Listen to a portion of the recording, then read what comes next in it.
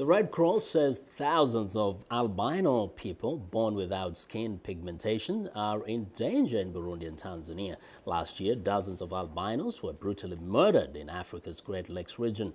The albinos' body parts are prized by witch doctors who use them in ritual potions. VOA's Paul Dio has more on this. Most forms of albinism are the result of biological inheritance of recessive genes from both parents. People with albinism commonly have vision problems and need constant sun protection.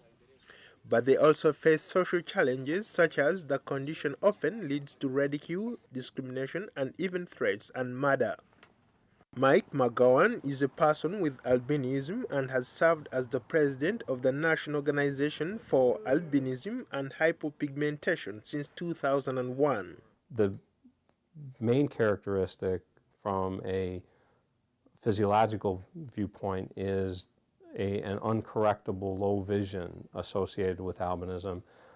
Virtually every person with albinism has some degree of vision loss or vision impairment that at this time cannot be corrected.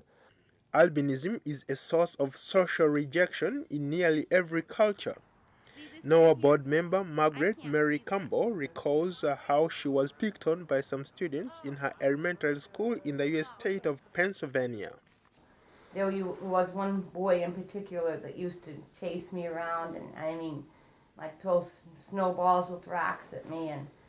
And there were some kids that would pick on you.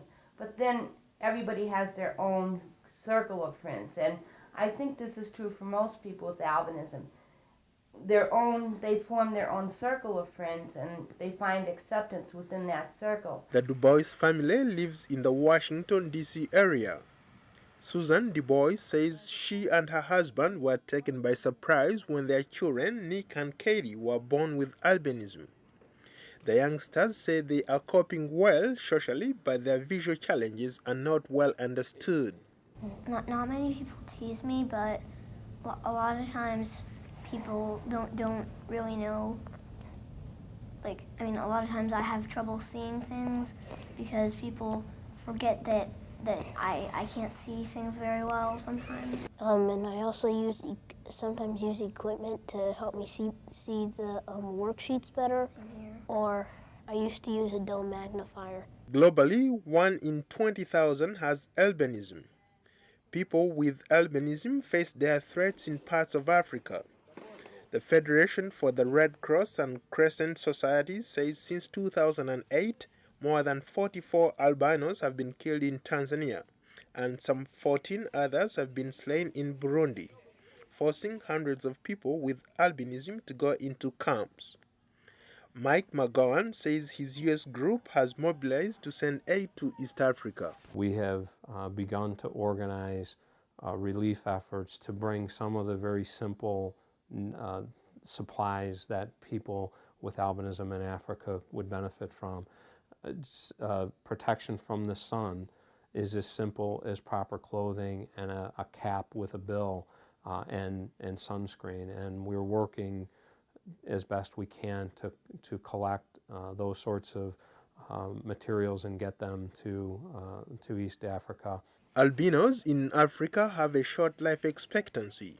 They lack simple resources such as clothing to protect them from the intense sunlight that is very harmful for people with albinism.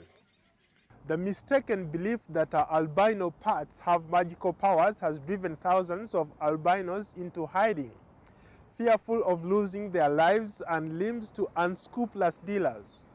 African albinos endure insults, discrimination, and segregation throughout their lives. They also have a high risk of contracting skin cancer. Paul Ndiho, VOA News. Now, for more on this or any of our stories, please be sure to visit us online at voaafrica.com.